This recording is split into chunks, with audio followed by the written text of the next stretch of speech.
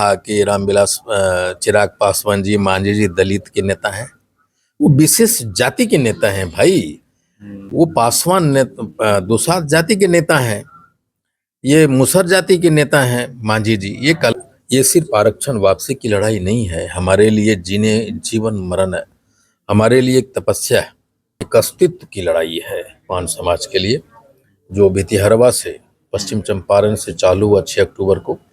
और हमने 10 क्लस्टर में पूरे बिहार को बांटा है और हर एक क्लस्टर में कुछ जिले मिला के क्लस्टर बनाया गया और उसका जो क्लस्टर जिला है उसमें रैलियां होनी है कि पान समुदाय के लोगों को बिना बुलाए, बिना मिले या बिना हमारी बातें सुने, उन्होंने सुप्रीम कोर्ट के डिसीजन में ऐसा नहीं था कि आप 2 महीने में 3 महीने में कीजिए, कोई टाइम बाउंड नहीं था। हम लोग मिलना चाह रहे थे माननीय मुख्यमंत्री नीतीश कुमार जी से, मिलते, हमसे बात करते, हम अपनी बात रखते।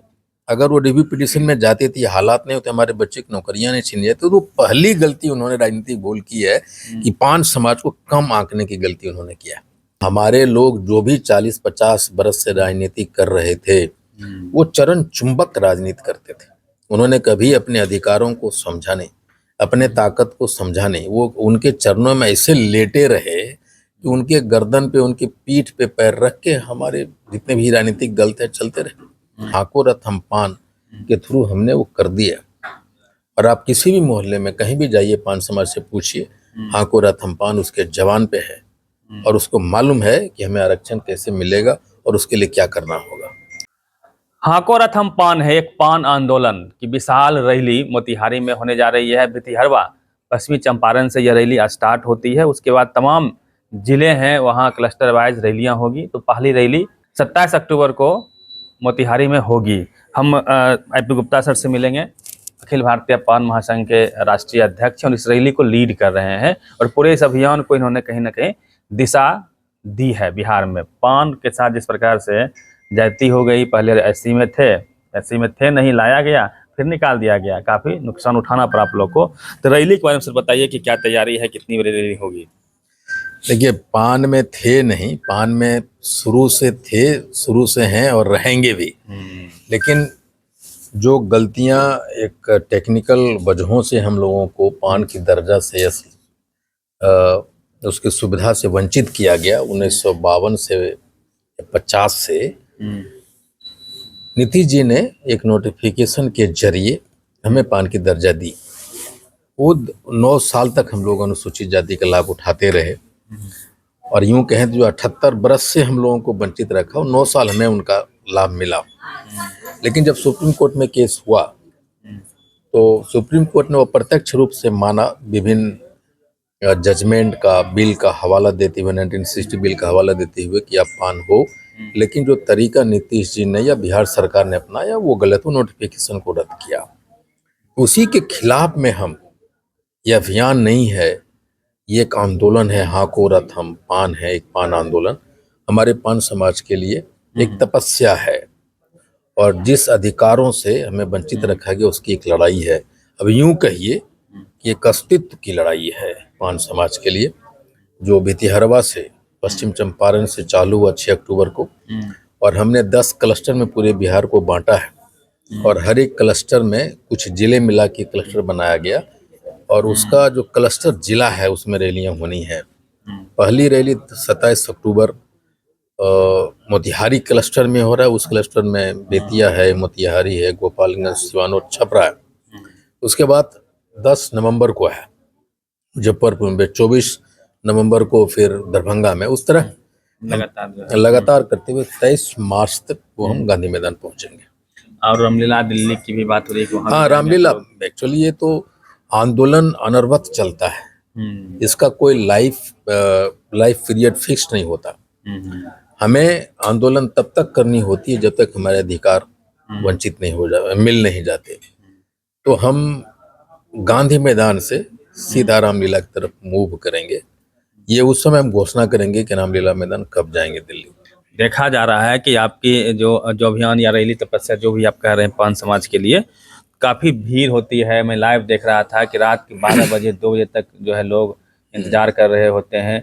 क्या लगता है कि यह पान समाज अब अपना अस्तित्व की लड़ाई लड़ रहा है, आइडेंटिटी की लड़ाई लड़ रहा है और ये जाग रहा है अब?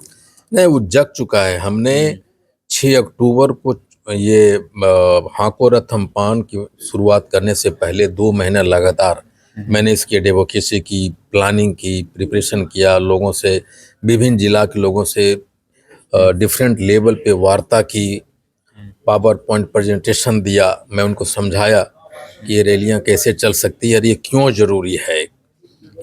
ये सिर्फ आरक्षण वापसी की लड़ाई नहीं है, हमारे लिए जीवन मरण है, हमारे लिए एक तपस्या है। इसी बिहार की धरती पे हमारे अधिकारों को लगातार 78 वर्षों तक छीना गया। अगर हम 1950 से अनुसूचित जाति हैं तो आप समझिए, अगर मैं अनुसूचित जाति 1950 से होता तो हमारे यहाँ सैकड़ों IAS IPS होते, हम भी MP MLA होते, हम भी मंत्री होते। एक साजिश के तहत हमें दरकिनार किया गया, हमारे अधिकारों को छीना गया।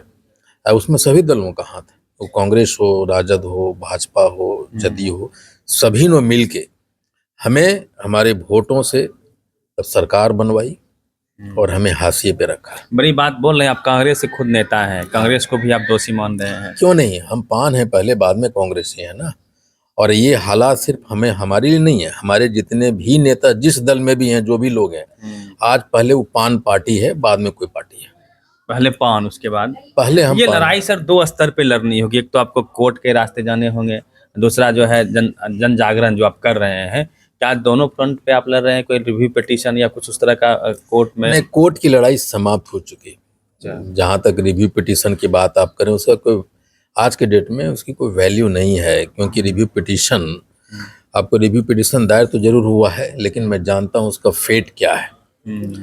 सरकार, ये कोर्ट से अगर होनी होती तो सरकार लड़ती हमारे लिए, और केंद्र में बैठे भाजपा की सरकार भी हमें मदद करती। लेकिन आप जानते हैं कि भाजपा की सरकार बेसिकली विभिन्न तरीकों से आरक्षण समाप्त करने पे लगी हुई है, तो हम ये कैसे उनसे उम्मीद कर सकते थे। लेकिन ये किसी भी पार्टी विशेष की मैं बात यहाँ नहीं कर रहा, ये एक सिंपल सी स्पष्ट रूप से पान आंदोलन है जो अपने अस्तित्व की लड़ाई लड़ रहा है। एक ही अब रास्ता बचा है कि चूंकि सुप्रीम कोर्ट ने भी कहा कि किसी राज्य सरकार को ये अधिकार नहीं है कि किसी भी जाति को अनुसूचित जाति में डाल सके या फिर निकाल सके, ये अधिकार संसद को है। बिल्कुल। वहाँ आपके लोग पहुंचेंगे तो इस तरह की बात हो पाएगी या नहीं, मोदी बिल्कुल। मैं ये देखिए, मैं कह रहा हूँ कि हमें कम आंकने की ताकत, गलती इन्होंने किया है। हमको लगता है कि जितने भी नीतीश कुमार जी ने राजनीतिक फैसले लिए हैं, उनके फैसले बड़े चौंकाने वाले होते हैं, बड़ा जबरदस्त फैसला लेते हैं। लेकिन पहली बार उन्होंने राजनीतिक कैलकुलेशन में गलती किया है उन्होंने, कि पान समुदाय के लोगों को बिना बुलाए, बिना मिले या बिना हमारी बातें सुने, उन्होंने, सुप्रीम कोर्ट के डिसीजन में ऐसा नहीं था कि आप 2 महीने में 3 महीने में कीजिए, कोई टाइम बाउंड नहीं था। हम लोग मिलना चाह रहे थे माननीय मुख्यमंत्री नीतीश कुमार जी से, मिलते, हमसे बात करते, हम अपनी बात रखते। अगर वो रिव्यू पिटीशन में जाते थे, हालात नहीं होते, हमारे बच्चे की नौकरियां नहीं छीन जाती, तो पहली गलती उन्होंने राजनीतिक बोल की है कि पान समाज को कम आंकने की गलती उन्होंने किया। और आप गए थे बीतीपरवा, आपने कवरेज भी किया।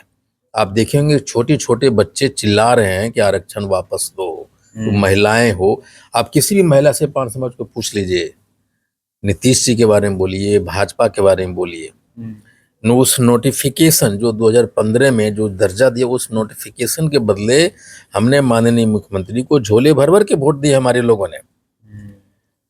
एक तरफा वोटिंग होती थी। हाँ, लेकिन अभी आप पूछ के देखिए। तो अब क्या लगता है सर कि आपके समाज को आप ही के भरोसे, मतलब अपने उस समाज के भरोसे ही छोड़ दिया गया है? कोई पार्टी बड़े फॉर्म पे इसका जिक्र तक नहीं करती है, इतना बड़ा तबका हाशिए पे चला गया एक निर्णय से, उसकी सुध लेने वाला कोई नहीं है। अगर सुध लेने वाला होता तो 78 बरस से हमें, मेरे अधिकार हमें नहीं मिलते।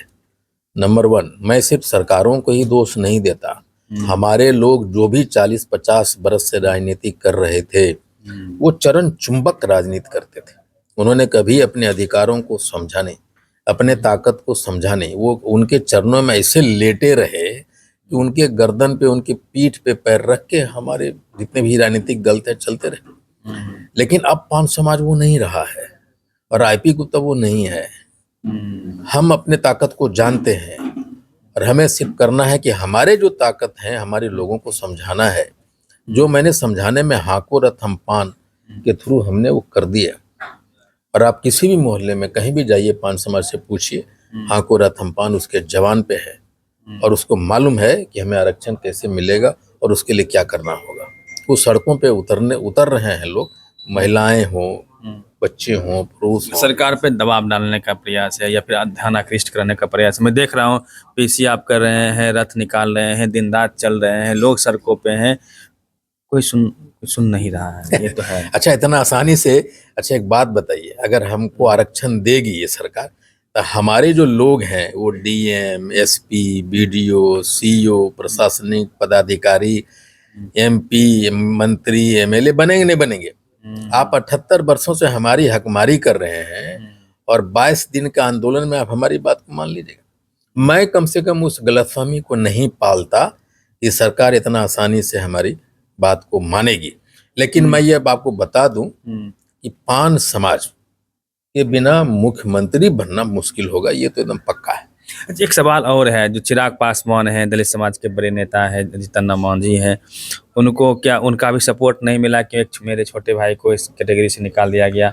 उनको कैसे देखते हैं? मैं देखता हूँ कमेंट में कई लोग खुश होते हैं कि चलो भाई एक कंपटीशन कम हो गया, 5 साल निकल गया, तो इस तरह की अच्छा, भावना है। किसने कहा कि रामविलास चिराग पासवान जी, मांझी जी दलित के नेता हैं?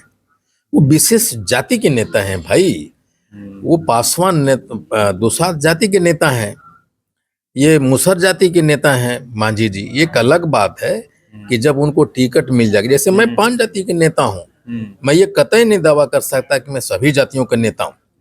मैं 5 जाति की गाना गा रहा हूँ, गीत गा रहा हूँ, और अगर मुझे कोई टिकट देता है, अगर मैं जीत जाता हूँ, तो स्वाभाविक है जहां से जीतेंगे सबों के लिए हम रहेंगे ना। बिल्कुल बिल्कुल। तो एनडीए का टिकट मिल जाना, गठबंधन का टिकट मिल जाना कि मतलब ये नहीं है कि आईपी गुप्ता दलितों का नेता हो गया, ऐसा नहीं है। ठीक उसी तरह रामविलास पासवान जी या फिर चिराग पासवान जी या जीतन राम मांझी दलितों के नेता नहीं है, वो जाति विशेष के नेता है। किसी के पार्टी में गठबंधन में हो जाने से उनको टिकट मिल जाता है, किसी को टिकट देते हैं, तो सर्टेन जाति के लोग उनके यहाँ आते हैं, वो पार्टी के नाम पे आते हैं, लेकिन वो नेता दलित के नहीं है, वो किसी जाति के नेता है। चलिए, लंबी लड़ाई है और आपको शुभकामनाएं देना चाहता हूं कि लड़ाई आप जीतिए। चलिए, आईपी गुप्ता सर थे, इन्होंने वक्त दिया और जिस प्रकार से इन्होंने अपने समाज के दम पे अकेले पड़ चुकी है, समाज अकेला पड़ चुका है, ये अपनी लड़ाई खुद लड़ रहा है। कोई बड़ी पार्टियां साथ में नहीं है, कोई बड़े नेता साथ में नहीं है, ये समाज खुद अपने लिए लड़ने के लिए मजबूर है। ये तो है, पान समाज के साथ जो जाती हुई है उसके बाद से ये समाज हाशिए पर तो चला गया है।